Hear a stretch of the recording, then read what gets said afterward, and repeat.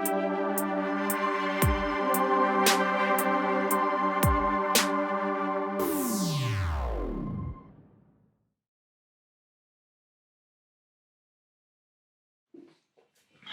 hello everyone. My name is Rodrigo Arsuaga. I'm an iOS developer and team leader at Smart Labs. Today we're going to talk to you about how our small team of iOS developers was able to create effectively and some very popular open source material during these years, and hopefully help you to do the same.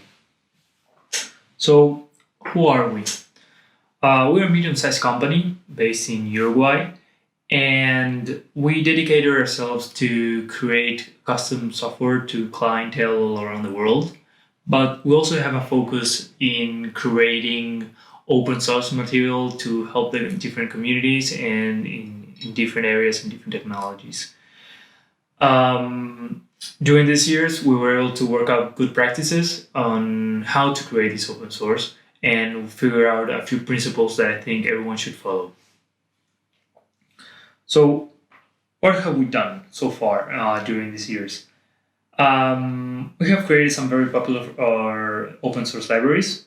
Those include Eureka, the popular form builder, Blender, Excel form, Excel action controller, Sniffer, and way more projects that I can count. And during those years and 8 years of iOS development, this led us to find these good and key practice fundamentals that I will going to talk to you about today. We also, during these years, were able to secure a good position inside the top 10 GitHub developers for Swift. So, why do we do open source? I can find the motivations to do open source split into three ways. It can be individual motivation, company motivation, or community motivation. In an individual sense, doing open source can give you a kind of a name. It can help you get a job, stand out, improve your resume, or whatever the kind of thing, or even end up in a very big conference like what I'm doing right now. But I think most importantly, it will give you the sense of belonging to the iOS community, which is a very good community, and helping other people, which for me is the most important part. As a company, we can divide into parts. One is the team part, and the other is the company goals or CEO like mind. And as a team, what I find important is that we tell our team members that collaborating in open source is also part of being part of the company. It's part of a culture. So it's not only working for clients. Creating tools to help the development environment is not only important for the company, but for themselves and for the community. And we are constantly encouraging them to do it. And in that way, we tell them that their standing in the company will also be compensated some way if they look forward to it, and we also give them time if that is required. And as a company, as a CEO kind of mind, I cannot tell you how many times I've seen the top 10 Swift GitHub developers, because this will give you some brand recognition that usually we wouldn't have since we're a medium-sized company. Being recognized in a certain technical level, it has helped us get clients, find developers, and even be an impact in the community. But most importantly, it has created a culture of companionship inside the company where we're all working towards a common goal of helping other people in their own apps and working on their own projects. So I think that is the most important message we have as a company. On a community sense, having a local powerhouse like we are in Montevideo has seen amazing results, because when we started, the community was kind of small, but as we strive to create and we were able to create popular libraries, we've seen the community increase in motivation, in participation, and and made them try new things. Things that probably they thought only a company with 100 or 1,000 employees could try because they had the time for it or the money for it. But we need to realize that there's talent everywhere, and you don't need to be a giant to do something. You don't need to be a rock star. You just need to have the will to do it. And I think having a impact in the community that way, and we all starting sharing knowledge and growing together due to the creation of this open source, and this only makes it grow even bigger by each time we create something new. So how do we do what we do? At Smart Labs, I believe that we can point this down and single out into 8 principles. These are culture, finding new ideas, reaching out, the community-driven experience, solid programming foundations, documentations, why numbers matter, and as I talked before, motivation. So let's start going by one. Let's start with culture. And when I say culture, I say make open source part of your daily life. You need to sink in. That's how we first created the culture of open source in our company. This is to constantly looking ways to improve our daily programming life and give back to the community. Why giving back? We usually take from the community. We use a lot of libraries, but we usually don't take the time to give back. And I think it's an amazing thing to have an ability to influence 1,000 apps, maybe, that you don't even know about, are being helped by your open source material. And it's a very satisfying feeling that I think we should all try. Also, in our company, during the culture, every time we get a new trainee, during the training program, we show them how to use different libraries that we created in order to go through the training program. And in that way, they don't just see libraries as a black box that you put inputs and have an output. They can see the insides, understand how they work, they start to understand. And in that way, it's not something, oh, I don't know how this works, oh, I'm afraid to do this. It's something that's reachable, attainable, and doable. And also, what we do is we have these weekly meetings where we usually discuss these different subjects and also new open source ideas or how to maintain the existing ones, and allocate time to any person that want to work on it. Because it's important to show to the people that it's important work, and we should all try to chip in the work. Beside the company, we think that it's also very important to get knees deep on open source.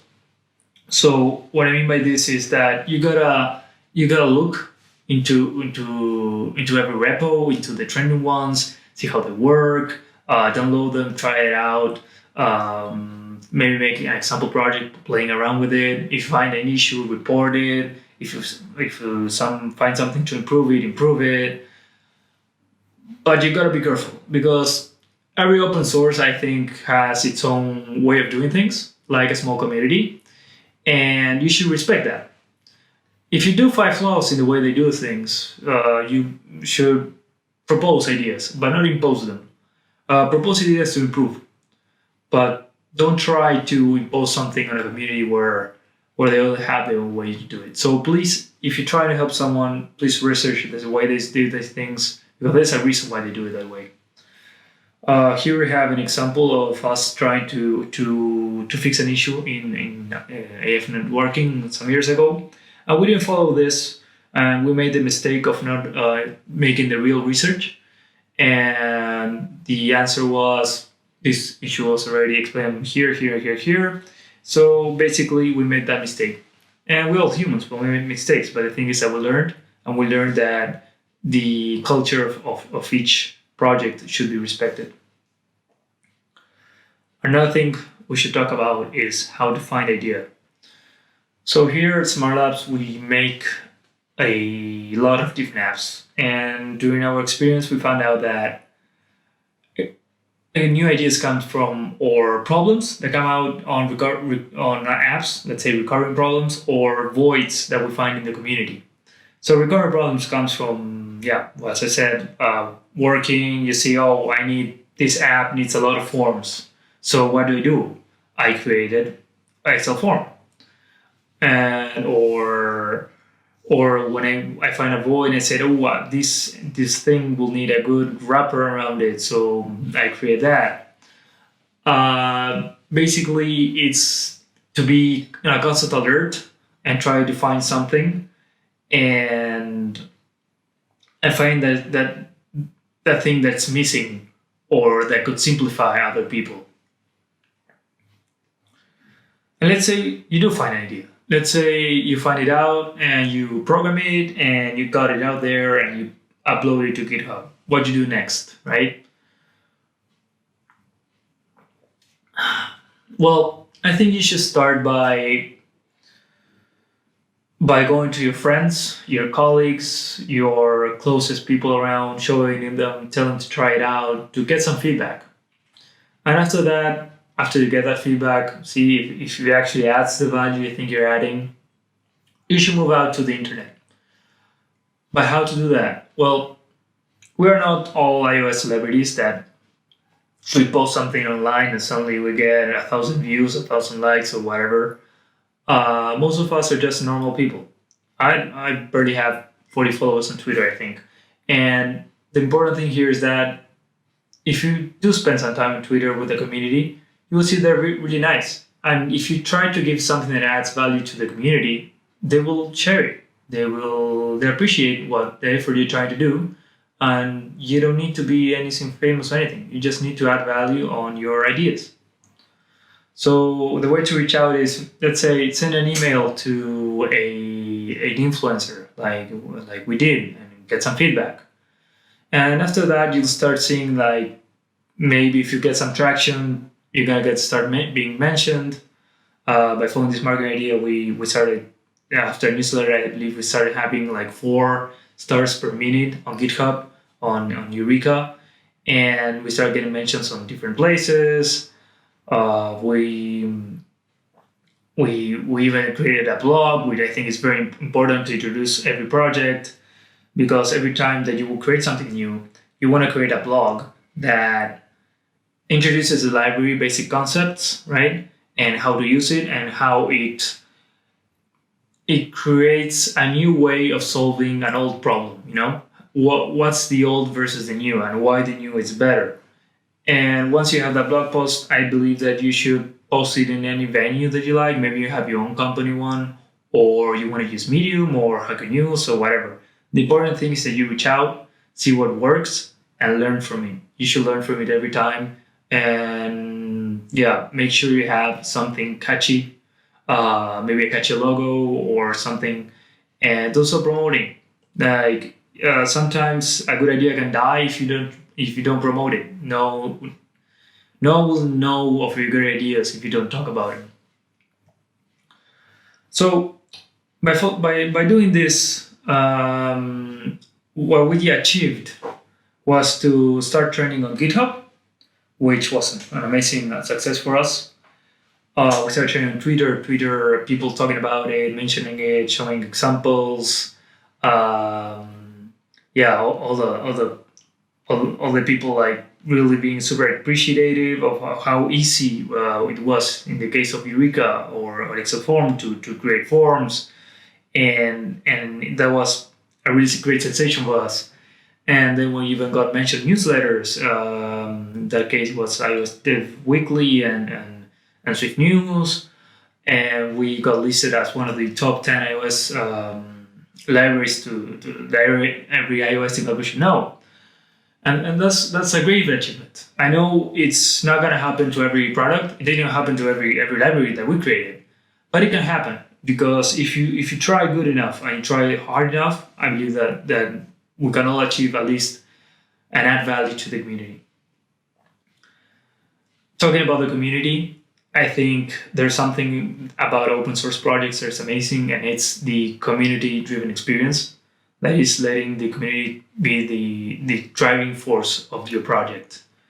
So what that means is that you create something, right? You create something that you think it adds value and it's a good product, it's solid, and you say, okay, I have this. But if you let the community, which are the users mostly, you can have from good to amazing, because they will add the value that you cannot see by being one single developer, right? Because numbers know, and being safe in numbers and sometimes following that feedback will improve your project. So if you stimulate your community, like the case of us, we have the Eureka community. You can have a community that tells you what issues you have and how to solve them, or even propose new features, like in the case of Eureka, custom roles that they need. And that's amazing because your projects just keep improving without adding much of your input. As a small team, that's something that we appreciate a lot because we don't have infinite time or infinite resources, and every minute is precious. That's why having a community-driven experience is fundamental for open source projects. Here we have some examples of, for example, in Eureka, how many PRs of different people trying to add things, or people being involved and showing issues and something to notice too. You should always have tags, for easy identification. But the important thing is they're involved and they want to be involved and they want to help you improve your own product. Let's talk about programming.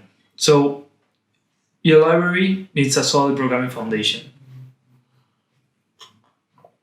So what this means is that your open source project cannot be your simple run-of-the-mill code. It needs to have a great architecture, good code. It has to be very well structured in order to be maintained during time. Because you can create let's say, a good idea, but if it's not well coded or it's not well versed to expand, it will die out. And having a good foundation is the only thing that will keep you alive during the years. And in order to keep this, with talking about the community too, we need to have ways to the community to keep that foundation too. So how we do this is by having a kind of a firm hand at the beginning for people who try to help you. Try to teach them the way, and don't let them deviate from the architecture or deviate from the way you want to do. I'm not saying don't accept feedback.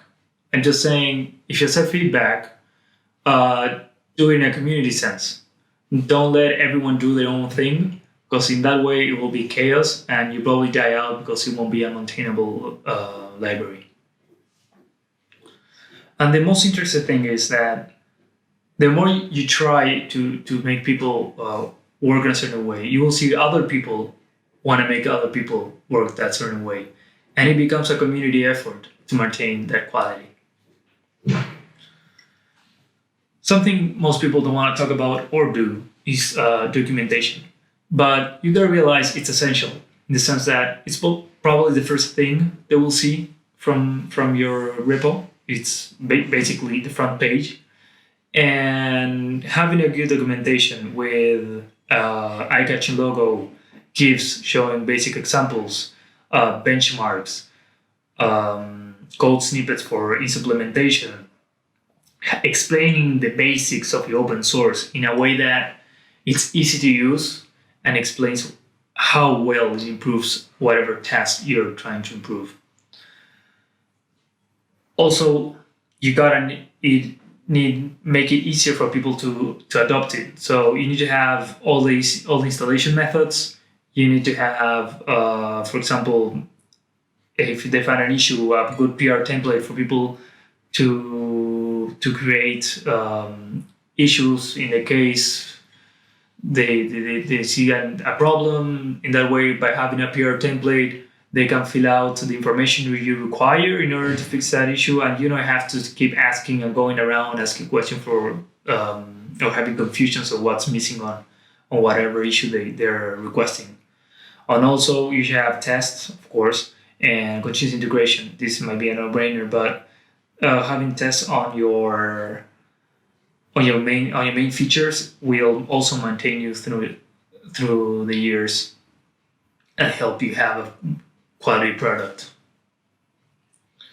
So, where has this taken us? What have we achieved by following all of these principles? It has led us to a very comfy position as number 9 on the Swift developers on GitHub, and a very nice position in Objective C.